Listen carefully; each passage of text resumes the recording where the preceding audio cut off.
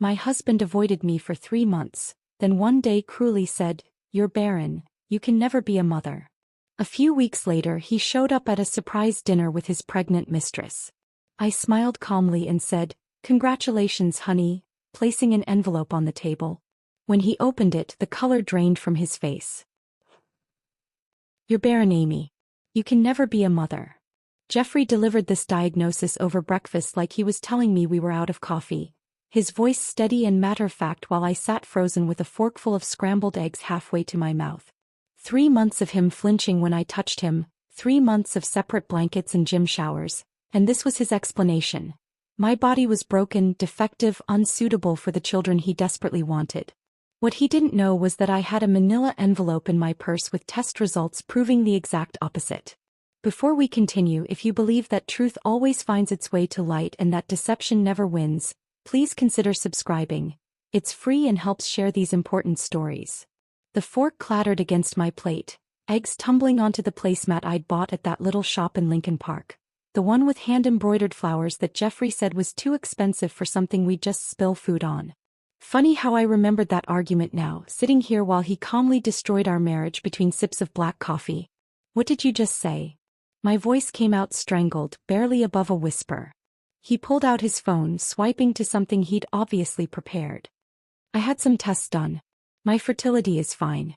We've been trying for 2 years, Amy." He turned the screen toward me, too quickly for me to actually read anything, just a blur of medical terminology and numbers. "The problem is you. The problem is you." For words that explained why he'd been sleeping in workout clothes for the past month, dressed like he might need to escape our bed at any moment. Gray sweatpants and a technical fabric shirt, the kind that wicks away moisture, which seemed appropriate since he'd been sweating through his lies every night beside me. His alarm had shifted from 7 to 6:30 3 weeks ago. Every morning, the same routine. Alarm, grab the pre-packed gym bag by our bedroom door, disappear before I could offer coffee or conversation. Better water pressure at the gym, he'd explained when I'd finally asked why he no longer used our bathroom, the one with the rainfall shower head he'd insisted on when we'd moved into this Chicago apartment 4 years ago. I thought about the concert tickets in my drawer, the Lumineers at the Chicago Theater, front orchestra seats that had cost me $300. When I'd mentioned them last week, Jeffrey had suddenly remembered a project deadline. The week before, dinner reservations at Girl and the Goat had conflicted with an emergency client meeting. 2 weeks before that, a weekend trip to see my parents in Milwaukee had been derailed by quarterly reports that absolutely couldn't wait. Every plan I made sprouted an urgent work obligation, like my presence in his life had become something to schedule around rather than schedule with. "Jeffrey, I need children, Amy. I need a legacy." He said it like he was explaining a business acquisition, not discussing the future we'd planned together. "You can't give me that." My sister Carol's visit last week suddenly made more sense. She'd found his wedding ring in his car's cup holder, then in his gym bag, then on his desk in the home office. Each discovery came with a new excuse.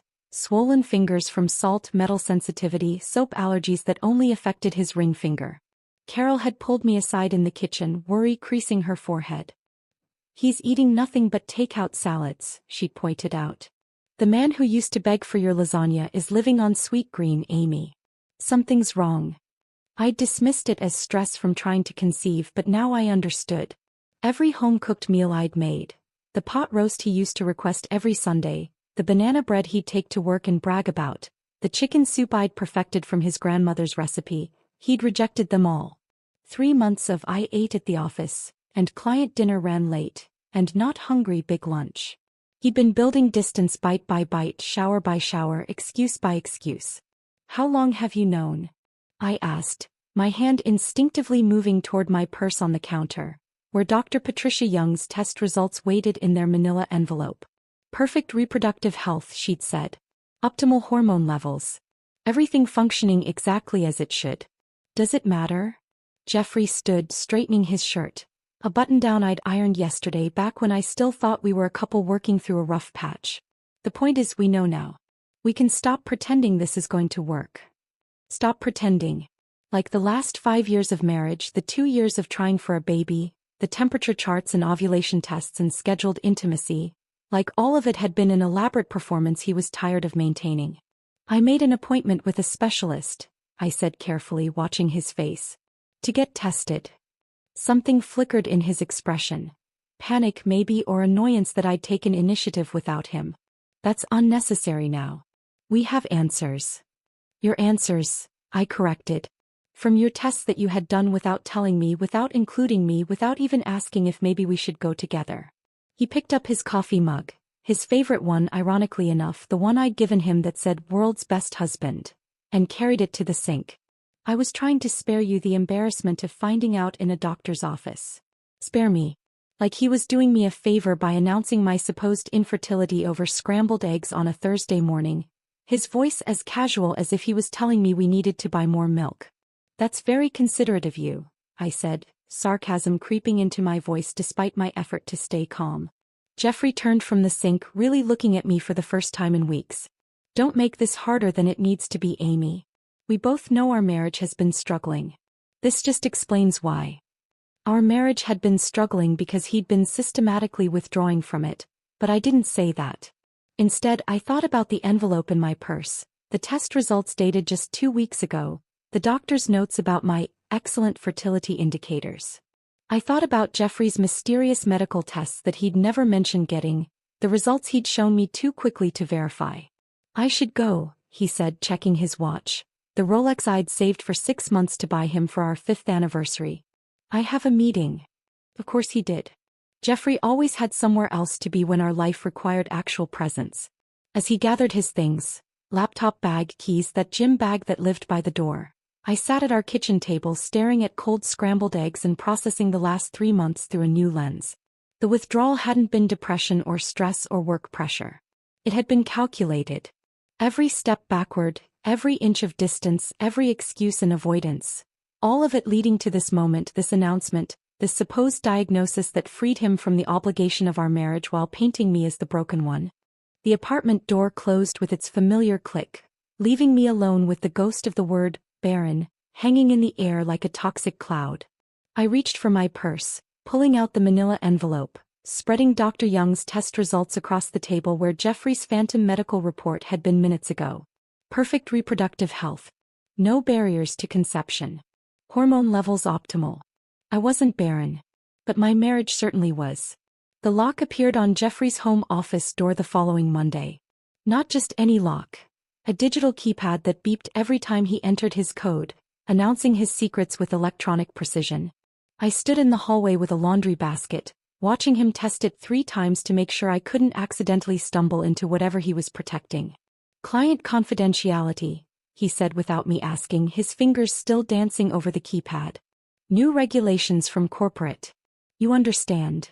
I understood that Brennan and Associates had never required home security measures in the 5 years he'd worked there. I understood that his laptop had always been password protected anyway. But I nodded, shifting the laundry basket on my hip, pretending this was normal. A husband locking his wife out of a room in their own home. That night, a blizzard warning blanketed Chicago. Wind rattled our windows while snow piled against the building, but Jeffrey took a phone call in his car anyway. I watched from our 3rd-floor window as he sat in the driver's seat, engine running, exhaust pipe coughing white clouds into the frozen air. His breath fogged the windshield while he talked, gesturing with one hand like whoever was on the other end could see him. 20 minutes. 30. At 40 minutes, I grabbed his heavy coat and headed downstairs, worried about carbon monoxide or frostbite or simple human decency. But when I knocked on the car window, he looked at me like I was interrupting something sacred. He held up one finger. Wait. Then turned away, continuing his conversation while I stood in the parking garage, holding his coat like an idiot. When he finally came inside, his ears were bright red, his fingers stiff from cold. Important call? I asked. You wouldn't understand, he said, and somehow that hurt worse than if he'd just lied. The physical rejection started subtly, then became theatrical. At our neighbor Mrs. Chen's funeral, sweet Mrs. Chen who used to bring us cookies every Christmas, I reached for Jeffrey's hand during the prayer. A normal gesture, something we'd done at dozens of services over the years. He jerked away like I'd burned him, fumbling for his phone instead, scrolling through emails while the pastor talked about love and loss and the people we leave behind. I thought you were reaching for my wallet, he explained in the car afterward, which made so little sense that I didn't even respond. Who reaches for someone's wallet during a funeral prayer? In what universe would that be my intention? But the company holiday party in December. That was where he truly performed his masterpiece of rejection. We arrived separately because he had a client emergency, which meant I walked into the Brennan and Associates annual gathering alone, scanning the crowd for my husband of 5 years. I found him by the bar laughing with colleagues I'd met dozens of times. People who'd been to our home, who'd eaten my cooking, who'd congratulated us when we got married. "Oh, this is Amy," he said when I approached, like I was someone he'd just met, a random +1 he'd been obligated to bring. Not, "My wife Amy." Not, "You remember Amy." Just Amy, no context, no connection, no claim. His coworker Jennifer looked confused. "Your wife Amy?"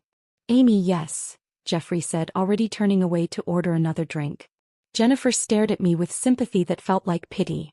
Others in the group exchanged glances, the kind that said they'd be discussing this later, probably in a group text Jeffrey wouldn't be included in.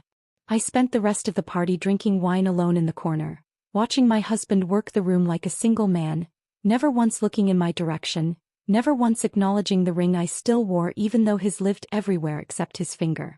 The evidence planting started in January, so obvious it was insulting. I came home from grocery shopping to find our shared tablet on the kitchen counter, browser still open to an article titled, "Signs Your Wife May Be Infertile." The search history below it read like a desperate man's research project: how to tell if wife can't have babies, infertility symptoms women hide, Barren wife support groups Chicago. He wanted me to find it. Wanted me to see these searches and start questioning myself, my body, my worth as a woman. The tablet that usually lived in his locked office had been deliberately placed where I'd see it, Google's helpful algorithm serving up my supposed inadequacy in neat, searchable phrases.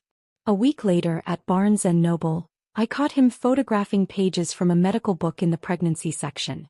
Not buying the book, just taking pictures of specific pages about infertility, his phone angled carefully to capture charts and statistics. When he saw me approaching, he shoved the phone in his pocket so quickly he nearly dropped it.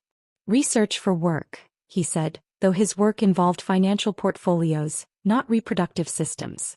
"Since when do investment accounts need pregnancy information?"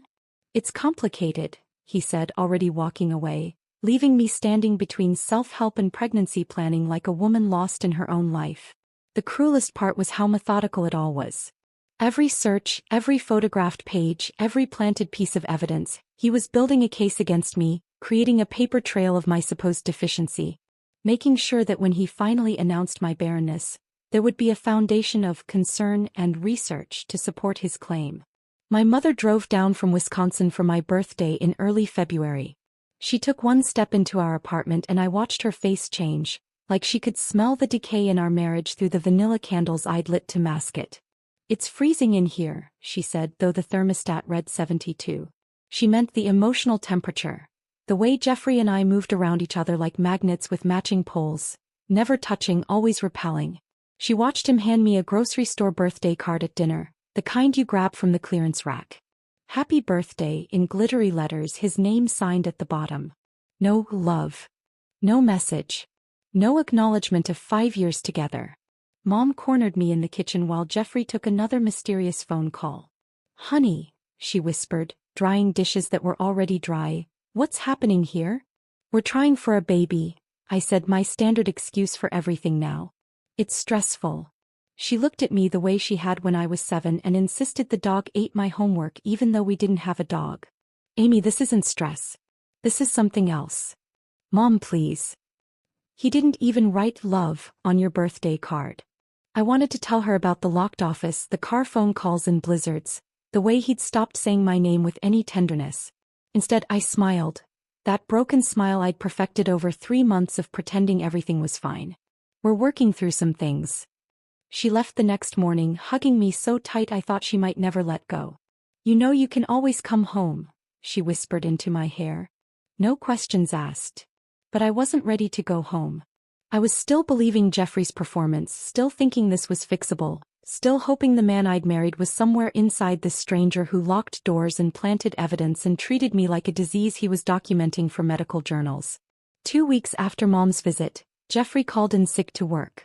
The phone conversation with his supervisor was brief, professional, his voice carrying the weight of imaginary illness. He hung up and looked at me across our bedroom, and I knew, with the certainty that comes from living with someone's patterns, that whatever came next had been planned down to the minute. He moved through our apartment with unusual purpose, making coffee for both of us. Not the single mug he'd been pouring for months, but 2 cups, measuring the grounds precisely, adding my cream and sugar without asking if I still took it the same way. The coffee maker gurgled while he adjusted the blinds in the kitchen, tilting them until the morning light fell across our table like a spotlight on a stage. "Sit," he said, pulling out my chair, the first time he'd done that in months.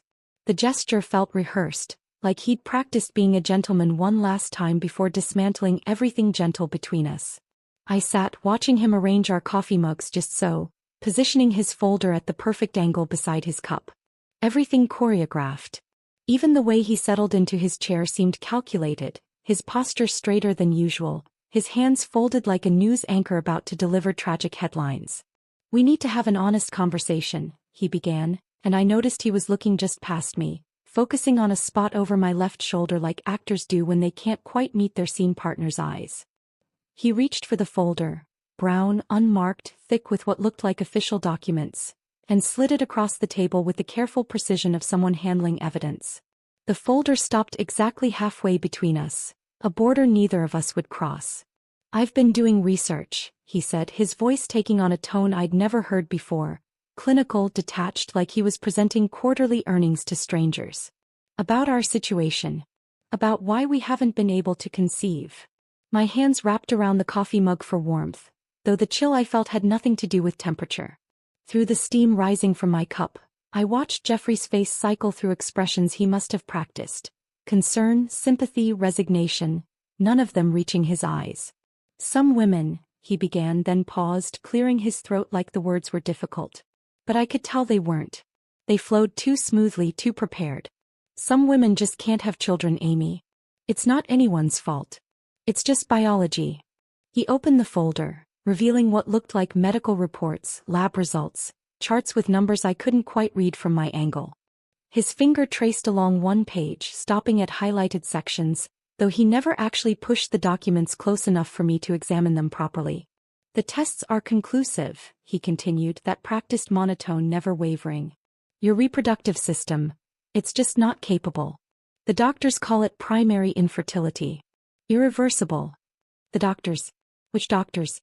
When had I seen any doctors with him? But I kept my mouth shut, watching this performance unfold, feeling like an audience member at my own funeral as Jeffrey eulogized our marriage with fabricated medical terminology. The relief on his face was obscene. His shoulders relaxed, his breathing deepened, like he'd been holding his breath for months and could finally exhale. He'd been preparing for this moment, I realized, not dreading it but anticipating it, eager to deliver his verdict and be done with the charade of our marriage. "We need to explore other options," he said, the words flowing faster now, more confident. "For having a family, I mean. I've been thinking about this a lot, Amy. I need children. I need to leave something behind, a legacy, you understand? A legacy." Like he was a king worried about succession instead of a financial analyst who spent his days moving numbers around spreadsheets. But I remained silent, my fingers tracing the handle of my coffee mug while my mind raced to the filing cabinet in our bedroom, to the folder marked medical records, where my actual test results lived. The ones from Dr. Patricia Young showing everything functioning perfectly, hormone levels optimal, no barriers whatsoever to conception. "I know this is hard to hear," Jeffrey continued, misreading my silence as devastation rather than calculation. "But we have to face facts. You're..." He paused, gathering himself for the final blow. "You're broken, Amy. And I can't fix you." The words hung in the air between us, and that's when my grandmother's coffee mug, the delicate china one she'd given me at our wedding, painted with tiny forget-me-nots and etched in gold, slipped from my numb fingers.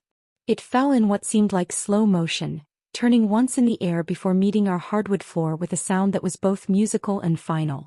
Coffee spread across the floor in a brown starburst, reaching toward Jeffrey's feet like an accusation. The mug had broken into 5 distinct pieces. The handle intact but separated, the bottom cracked clean off, the sides scattered like petals from a dead flower. I knelt to gather the pieces, my hands shaking not with grief but with rage I couldn't yet express. This mug had survived my grandmother's marriage of 62 years, had traveled from her kitchen in Ohio to mine in Chicago, had held thousands of cups of coffee through joy and sorrow and ordinary mornings that now seemed precious in their simplicity. "Leave it," Jeffrey said, already standing, stepping backward to avoid the spreading coffee. "I'll get paper towels." But I didn't leave it. I collected each piece carefully, cradling them in my palm like injured birds. The forget-me-nots were still visible on the larger fragments, their blue paint unchanged despite the violence of the break. As my fingers found each shard, I realized I wasn't gathering broken china. I was collecting evidence of something larger shattering, something that couldn't be glued back together with apologies or explanations. Jeffrey returned with an entire roll of paper towels, dropping them on the spill from a safe distance, watching me kneel among the ruins with an expression I couldn't read. Impatience maybe. Or disgust that I was making such a production of a broken cup when he'd just diagnosed me as defective. "It's just a mug," he said. "It was my grandmother's. We'll get you another one." The casual dismissal of something irreplaceable. That told me everything.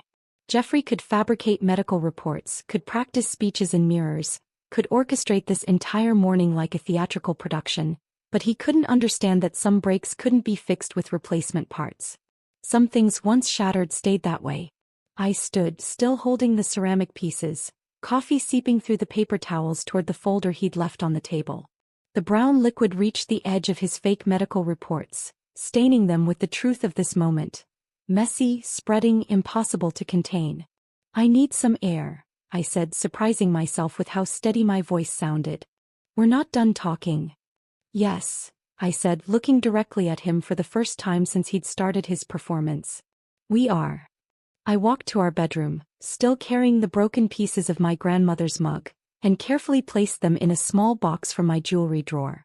Behind them, in the filing cabinet Jeffrey had never bothered to explore, my real medical records waited. Perfect reproductive health. Optimal hormone levels. Everything functioning exactly as it should. But I didn't reach for them. Not yet. Because something in Jeffrey's relief, in his practiced speech and fabricated evidence, told me this was bigger than just wanting to leave a marriage. This was about something else, something he was hiding behind medical folders and rehearsed sympathy. I stood in our bedroom for 10 minutes, the box containing my grandmother's broken mug sitting on the dresser, before I heard Jeffrey's car pull out of the garage. He was heading to his emergency client meeting, the one that materialized the moment I'd walked away from his performance. Through the window, I watched his BMW disappear around the corner, then waited another 5 minutes to be sure he wouldn't circle back for something forgotten. The door to his office stood open. Not just unlocked, completely open, like he'd been in such a rush to escape the scene of his cruelty that he'd forgotten his precious security altogether. The digital keypad blinked green, the lock disengaged, his sanctuary vulnerable for the first time in months. I pushed the door wider and stepped inside. The room smelled like his cologne, the expensive one I'd bought him last Christmas, mixed with something else. Coffee, maybe, and the faint sweetness of perfume that definitely wasn't mine. His desk was messier than he'd ever tolerate if he knew I'd see it. Papers scattered across the surface, file folders stacked haphazardly, his usually organized space showing cracks in his perfect facade. I started with the filing cabinet, my fingers walking through labeled tabs until I found one marked, Taxes 2023. But taxes weren't what Jeffrey was hiding. Beneath the W-2s and receipts for business expenses, I found credit card statements for an account I didn't know existed. The charges told a story that made my stomach twist. Victoria's Secret, $127.43 February 3rd. Another charge 2 weeks later, $89.99. Sizes listed on the detailed receipt, 32B size small. I wore a 36C size medium. There were restaurant charges too. Giovanni's, the Italian place he'd told me gave him food poisoning last year, swearing he'd never go back. 3 charges in the past 2 months. Always exactly 2 dinners, always with wine pairings. Chez Laurent, where he'd claimed the portions were pretentiously small, when I'd suggested it for our anniversary. 4 visits since December.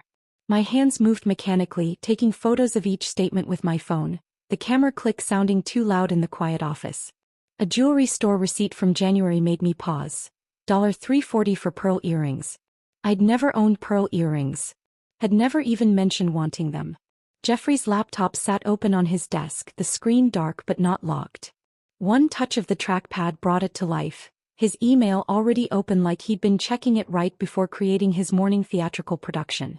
The inbox showed mostly work correspondence, but a purple flag caught my eye, his personal filing system for what he marked as important. The flagged emails were all from Angela Morrison. I knew Angela. She worked in accounting at Barren and Associates, had started about 6 months ago. Pretty blonde, maybe 28. She'd been at the holiday party where Jeffrey had introduced me as just Amy, and now I understood the sympathetic look she'd given me hadn't been sympathy at all. It had been pity mixed with guilt. The emails started professionally enough in November. Thanks for your help with the Richardson portfolio. The client loved your presentation. Normal workplace correspondence that no one would question. But by December the tone had shifted. Can't stop thinking about lunch yesterday. Your cologne is still on my scarf. Missing your touch. January brought declarations. I've never felt this way before. You make me believe in forever. Can't wait until we don't have to hide. But it was the February emails that stopped my breathing. An attached photo loaded slowly. An ultrasound image, grainy black and white, a tiny blob circled in red. The subject line, Our little miracle, 12 weeks. Her message below. I know the timing isn't perfect, but this baby is our new beginning. After you leave Amy, we can finally be the family we're meant to be. I love you both so much already. 12 weeks. I did the math quickly. Conception in November, right when the emails had started. While Jeffrey had been avoiding my touch like I was contagious, he'd been creating a life with someone else. While he'd been calling me barren, broken, unfixable, Angela Morrison had been carrying his child. I photographed everything. Every email, every declaration of love, every mention of their future plans. My phone storage filled with evidence of my husband's double life, each image another nail in the coffin of his lies. But I needed physical copies, needed them organized and undeniable. The library was my next stop. I told the librarian I was working on a legal project, which wasn't entirely untrue, and she set me up at a computer in the corner. One by one I uploaded the photos from my phone, adjusted them for clarity and printed them on the library's high-quality printer. The machine hummed and clicked, producing page after page of betrayal in full color. I bought a binder from the office supply store next door. Black, professional, the kind lawyers use for case files. Back at the library I organized everything chronologically, using divider tabs labeled by month. November's professional emails. December's escalation. January's declarations. February's pregnancy announcement. Each piece slotted into protective sheets, building a timeline of deceit that no one could dispute. My hands had stopped shaking completely. Instead they moved with surgical precision, creating a weapon made of truth and timestamps. When the binder was complete I couldn't take it home. Jeffrey might find it, might destroy it before I was ready. So I drove to my sister Carol's apartment in Lincoln Park, used the spare key she'd given me years ago, and hid it behind her winter coats in the hall closet. Insurance, I whispered to the empty apartment, though I knew it was more than that. It was proof. It was power. It was the beginning of something I couldn't quite name yet. The next morning I called Dr. Young's office.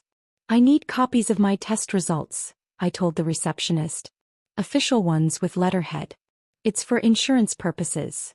Dr. Young saw me that afternoon, running the same test she'd done weeks earlier just to make sure nothing had changed. Blood draws, ultrasounds, hormone panels. The full diagnostic panel that would prove beyond any doubt what Jeffrey's fake medical reports tried to deny. These numbers are exceptional, Dr. Young said, reviewing the results on her computer. You're in the 95th percentile for fertility health in your age group. Actually, in any age group. I rarely see numbers this ideal. Could you put that in writing? I asked. The insurance company needs detailed documentation. She printed multiple copies, each one stamped with her official seal, signed with her authoritative signature. Medical proof that I wasn't broken, wasn't barren, wasn't any of the things Jeffrey had tried to label me. Are you sure everything is okay? Dr. Young asked as she handed me the folder. You seem different from your last visit. Everything's becoming very clear, I told her, and for the first time in months, it was the complete truth. I drove home from Dr. Young's office with the folder of fertility results on the passenger seat, my mind already shifting into performance mode. If Jeffrey wanted a broken wife, I'd give him exactly that. A devastated woman grappling with her barrenness while he built his new life with Angela Morrison. The first stop was the bookstore near our apartment. I gathered armfuls of adoption brochures from the family planning section, making sure to choose the ones with the most heart-wrenching photos. Children waiting for homes, statistics about older couple adoptions, testimonials from parents who'd found alternative paths to parenthood. The cashier, a young woman with kind eyes, touched my hand gently as she handed me the bag. "Whatever journey you're on," she said softly, "I hope you find peace." I almost laughed. Peace was the last thing I was looking for. Back home, I arranged the brochures with artistic precision. One on the coffee table, partially hidden under a magazine like I'd been reading it privately. Another bookmarking the page in my bedside novel. A third tucked into my purse where Jeffrey would see it when I, accidentally, left the bag open on the kitchen counter. Our shared computer became my next canvas. I spent 2 hours researching IVF clinics, fertility treatments, and donor egg programs, making sure to create an extensive browser history. I bookmarked pages titled "When Your Body Fails You" and "Accepting Infertility: A Woman's Guide to Grief." I even created a spreadsheet comparing clinic costs, knowing Jeffrey's analytical mind would check my search history and appreciate the thorough documentation of my supposed desperation. The support group was perhaps my finest performance. Chicago fertility warriors met Wednesday evenings in a church basement in Wicker Park. I arrived 15 minutes early wearing the oversized sweater Jeffrey had given me 2 Christmases ago, the one that made me look smaller, more vulnerable. "I just found out," I told the group, my voice breaking at exactly the right moment. "My husband, he's been so supportive, but I can see the disappointment in his eyes. He wants children so badly."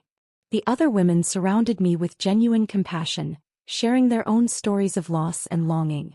I felt like a fraud among their real pain, but I needed the receipt from the donation box, needed the attendance card they stamped, needed Jeffrey to find these breadcrumbs and believe I was drowning in the diagnosis he'd invented.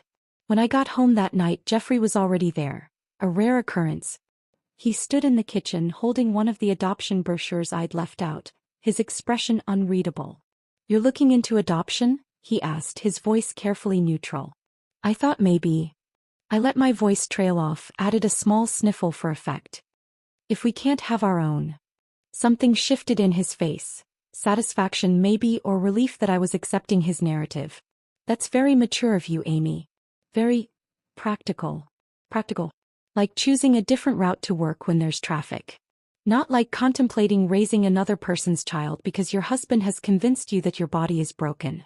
Over the next week, Jeffrey's behavior changed dramatically. He started coming home later and later. Midnight, 1 o'clock, sometimes 2 in the morning. No more excuses about client dinners or emergency meetings. He'd simply walk in, shower immediately, and slide into bed without a word. The smell of Angela's perfume clung to him like evidence he wasn't even trying to hide anymore. I watched him slowly evacuate our life. First, his grandfather's watch disappeared from the dresser, the Rolex he'd inherited, which he claimed needed professional cleaning. Then his college diploma vanished from the wall, supposedly required for some professional certification update. His favorite coffee mug, the one I'd given him that said "World's Best Husband," migrated to his office and never returned. He was moving out in increments, thinking I was too destroyed to notice. But I noticed everything. I documented everything. Every missing item, every late arrival, every shower that washed away another woman's perfume. Carol became my secret weapon. She'd call when Jeffrey was home, her voice loud enough to carry through our apartment's thin walls. "Amy, honey, you need to accept what you can't change," she'd say while actually texting me links to divorce attorneys. "I know," I'd respond tearfully. "I just need to find a new purpose in life." Meanwhile, I was screenshotting Jeffrey's credit card charges for hotels during lunch hours. One evening, Carol outdid herself. Jeffrey was in his office with the door cracked and she called right on schedule. "Have you thought about teaching? Or charity work?" she asked loudly. Women who can't have children often find fulfillment in other ways. I sobbed convincingly into the phone while typing notes about Angela's pregnancy timeline on my laptop. "Maybe you're right. Maybe I need to stop hoping for something that will never happen. Jeffrey actually emerged from his office, walked over and patted my shoulder. The first time he'd voluntarily touched me in months. The gesture was so condescending, so falsely sympathetic that I had to bite my tongue to keep from laughing. "Your sister gives good advice," he said, already backing away like sympathy was a limited resource he couldn't afford to waste. Thursday afternoon, my phone buzzed with a text from Jeffrey. "Dinner tomorrow at La Bernardine, 7 p.m. Important news to share. Please don't be late." La Bernardine. Where he'd proposed 6 years ago. Where we'd celebrated our first anniversary. The calculated cruelty of choosing that restaurant for whatever announcement he was planning made my hands shake. Not with sadness but with anticipation. I spent Friday afternoon in methodical preparation. The binder from Carol's apartment came home with me, its contents transferred to a manila envelope. Thick, substantial, impossible to ignore. I arranged the evidence in a specific order. My fertility test results first, proving his fundamental lie. Then the credit card statements, the restaurant receipts, the Victoria's Secret charges. The jewelry store receipt for earrings I'd never seen. Finally, the printed emails with Angela, ending with her ultrasound photo and declaration of love. Each page was a bullet, loaded in sequence for maximum impact.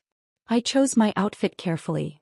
The black dress Jeffrey had bought me for my last birthday, the one he'd said made me look beautiful before he'd decided I was broken. I did my makeup with steady hands, each stroke of mascara and armor against whatever cruelty he'd planned. The manila envelope fit perfectly in my purse, its weight reassuring against my side. I looked at myself in the mirror, not a victim, not a broken woman accepting her fate, but someone about to flip the entire script Jeffrey had written. My phone buzzed with another text from Jeffrey. "Actually bringing someone you should meet. Hope that's okay." Someone I should meet. Angela Morrison carrying his child while he called me Barren. The audacity was breathtaking, but it was also perfect. He was about to hand me the stage for my own performance with witnesses. I called for a cab instead of driving, knowing my hands might not be steady enough for the return journey. The driver dropped me at La Bernardine at 6:45, and I stood outside for a moment, looking at the elegant facade where Jeffrey had gotten down on one knee 6 years ago. The same spot where he'd promised to love me in sickness and in health, for better or worse, until death parted us. Apparently, until fake medical reports hadn't been in the vows. Inside, the maitre d' recognized me immediately. "Mrs. Hawthorne, how lovely to see you again. Your husband made a reservation for 3. Not 2. He'd actually made a reservation that included his pregnant mistress at our special place.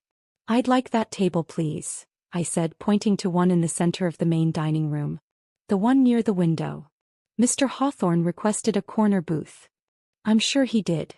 I smiled, pressing a 20 into his palm. "But I have mild claustrophobia and that table would be perfect." "Would that be possible?" The maitre d' glanced at the bill, then at my face, and something in my expression must have told him this wasn't really about seating preferences. "Of course, Mrs. Hawthorne. Right this way." The table was perfectly positioned, visible from most of the dining room, with enough space around it that other diners would have a clear view of whatever was about to unfold. I sat facing the entrance, ordered a glass of water, and placed my purse carefully on the empty chair beside me, the manila envelope inside like a loaded weapon waiting for the right moment. At exactly 7 o'clock they walked in.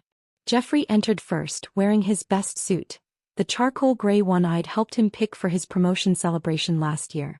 Behind him, her hand resting on his arm like she belonged there, was Angela Morrison. The flowing blue dress she wore made her pregnancy unmistakable, the fabric draping over what looked like a 4-month bump. Her blonde hair was styled in soft waves, her makeup perfect, her entire appearance screaming, "I'm the upgrade." The dining room seemed to pause. I saw recognition flash across several faces. Colleagues from Jeffrey's firm, neighbors from our building, even Dr. Patel from the 3rd floor who'd attended our anniversary party 2 years ago. The collective intake of breath as they realized Jeffrey Hawthorne was escorting his visibly pregnant mistress to dinner with his wife was almost audible. Jeffrey's step faltered when he saw where I was sitting, not hidden in a corner booth but displayed in the center of the room like a piece of theater. His jaw tightened, but he recovered quickly, guiding Angela forward with his hand on her lower back, proprietary and protective. "Amy, he said when they reached the table, not quite meeting my eyes. "This is Angela from my office. I thought it was time you met." Angela had the decency to look uncomfortable, her free hand moving to her belly in what seemed like a nervous gesture. Up close, I could see she was younger than I'd thought, maybe 27, 28. She had that pregnancy glow people talk about, though it might have just been embarrassment warming her cheeks. "How lovely," I said, standing to pull out Angela's chair before Jeffrey could. "Please sit. You must be tired being so far along." Angela's eyes widened slightly at my solicitousness, but she sat, mumbling a quiet thank you. Jeffrey took his seat, positioning himself between us like a referee at a boxing match. The waiter appeared immediately. La Bernardine's service was impeccable, and Jeffrey ordered a bottle of wine before remembering. "Actually, just 2 glasses.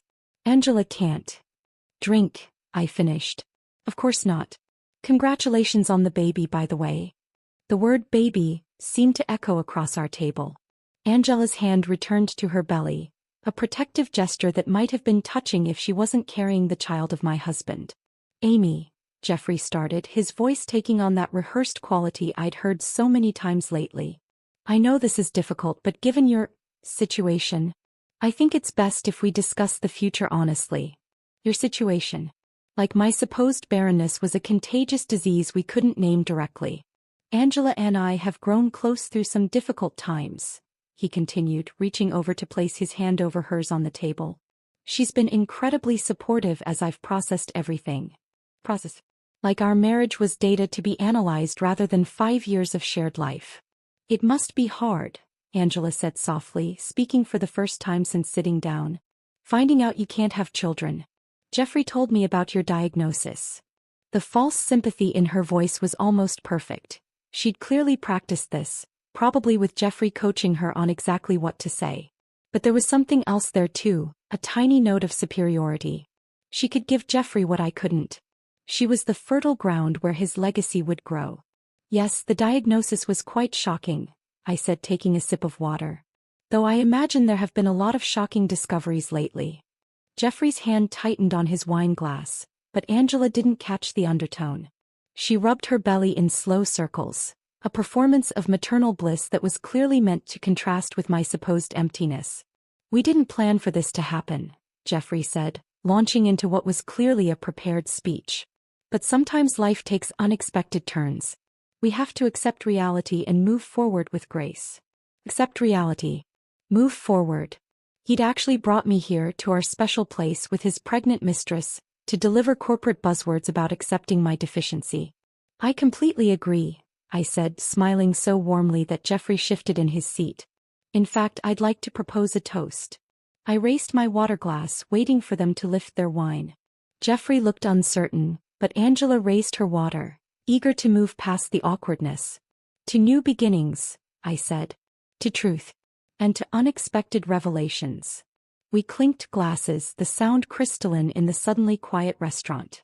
I could feel other diners watching, pretending not to stare while absolutely staring.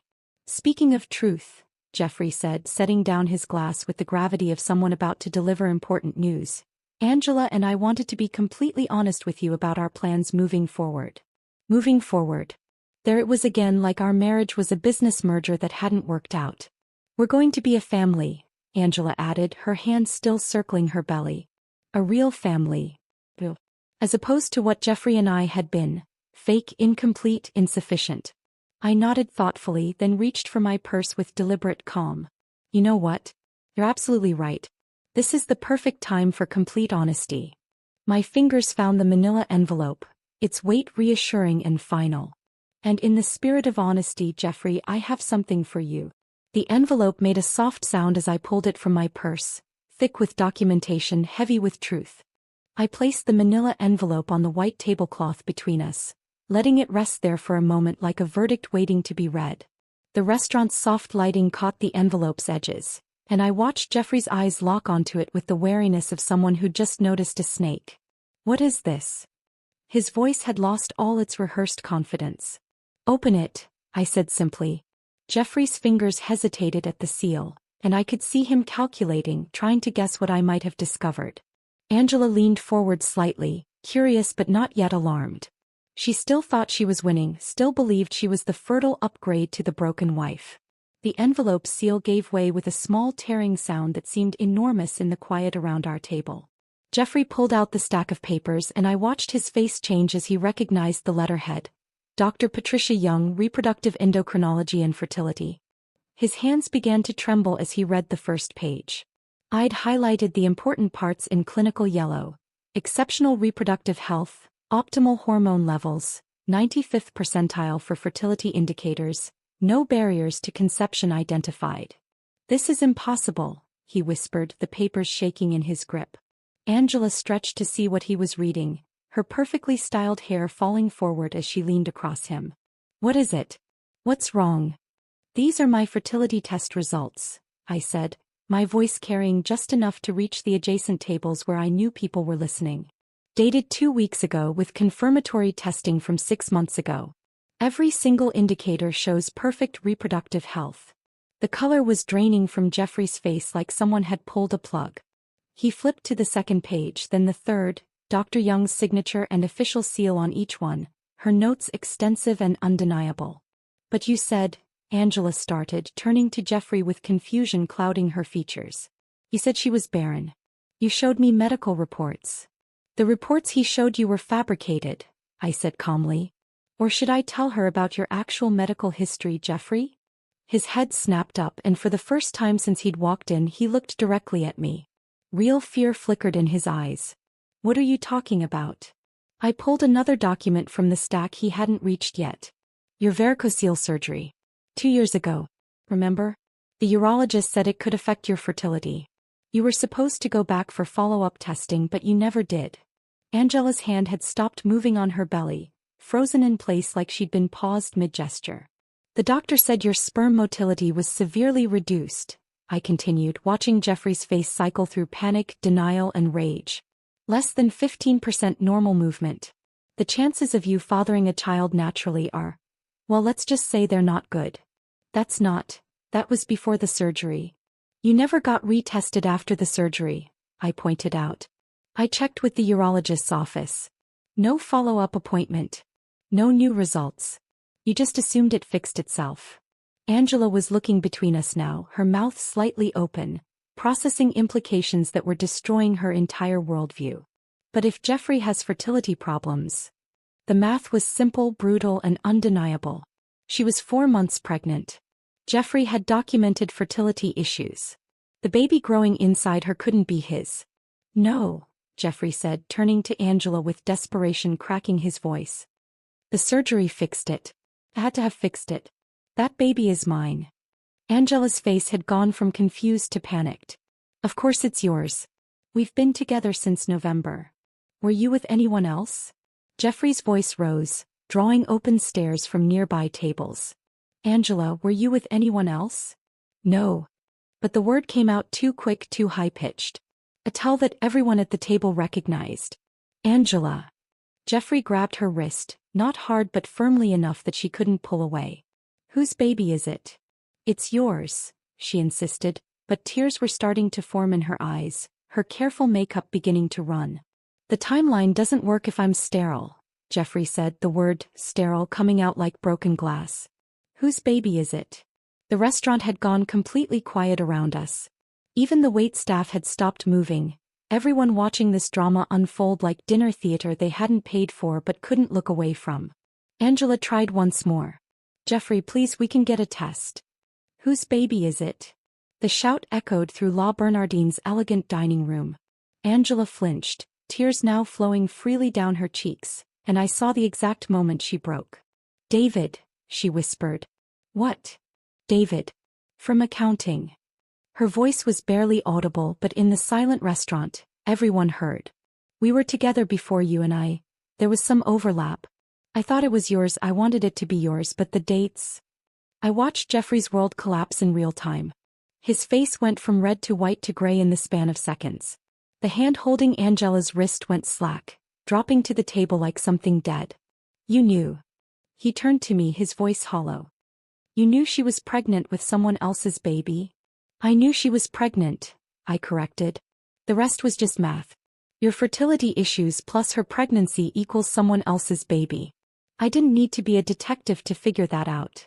Angela was sobbing now, ugly crying that was ruining her perfect makeup, black mascara tracks running down her cheeks.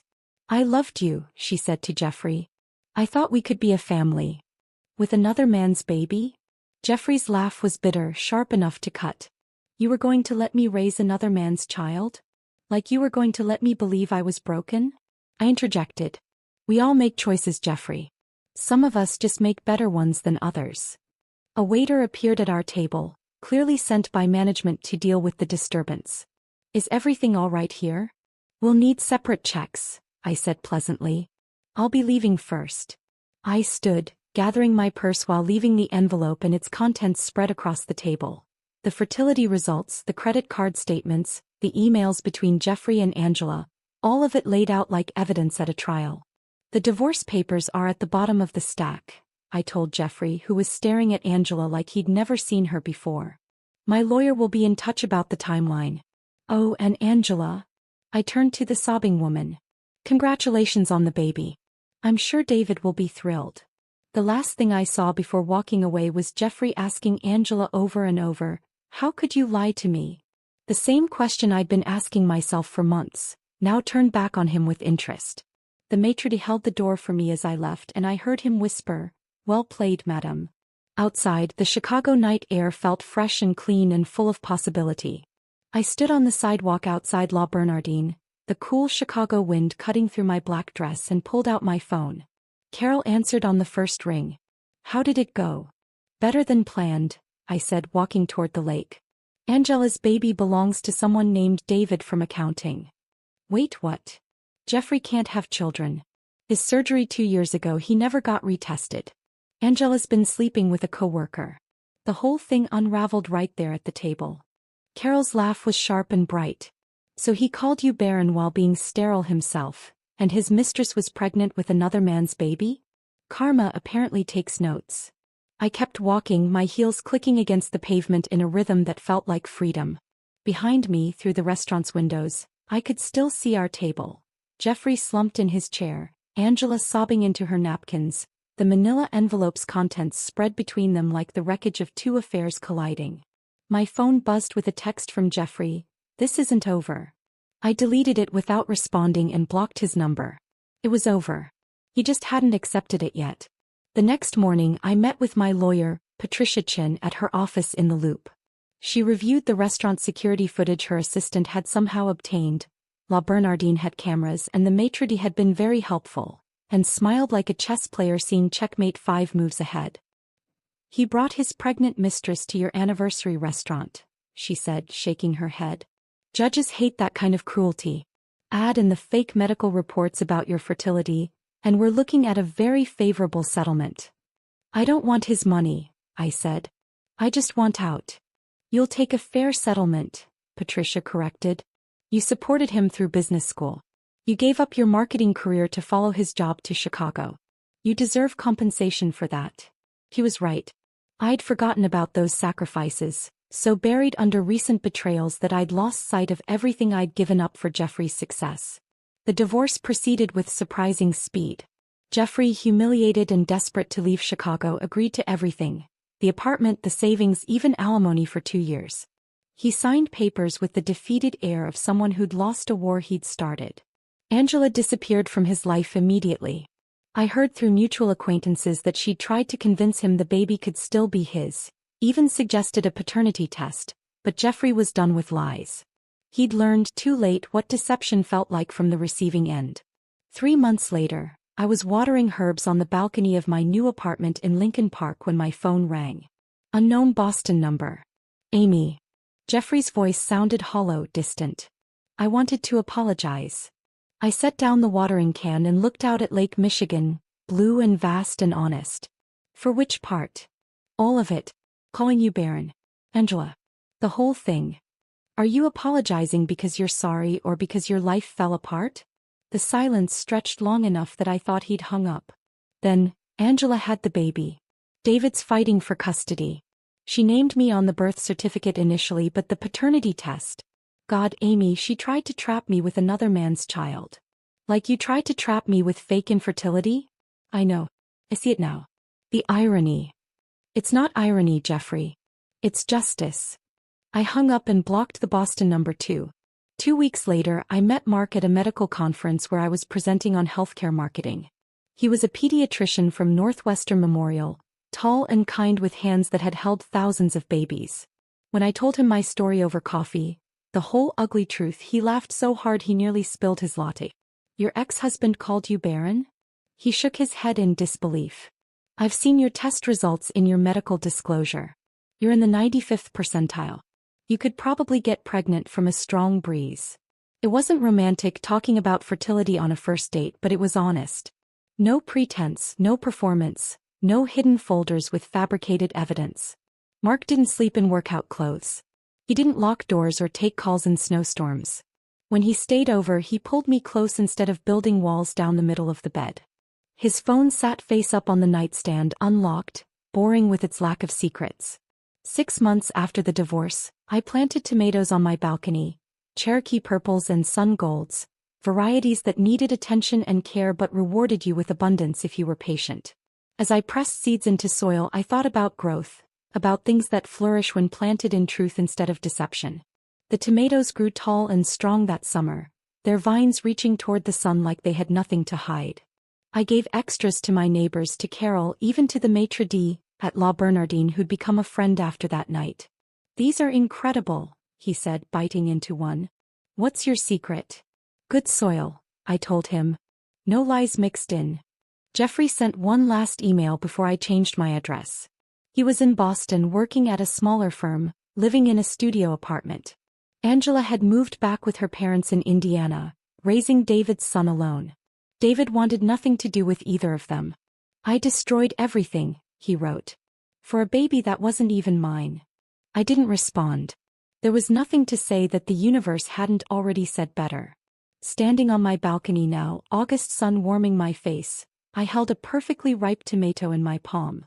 It was heavy with juice and truth and the particular satisfaction of growing something real from honest ground. Mark's arms wrapped around me from behind, his chin resting on my shoulder. What are you thinking about? He asked. How revenge isn't about destroying someone else, I said, turning the tomato in the light. It's about rebuilding yourself from better materials. The tomato was warm from the sun, red as truth, sweet as freedom. I bit into it and tasted summer, new beginnings, and the particular flavor of a life grown from seeds of honesty. Below us, Lake Michigan stretched endless and blue, and the wind carried the sound of laughter from the beach, from people living lives without locked doors or fake medical reports. This was what victory tasted like, not bitter, not vengeful, just clean and true and mine. If this story of poetic justice had you holding your breath, hit that like button right now. My favorite part was when Jeffrey demanded to know whose baby Angela was carrying, only to discover he'd been played by the woman he betrayed me for. What was your favorite moment? Drop it in the comments below. Don't miss more gripping stories like this. Subscribe and hit that notification bell so you never miss an upload.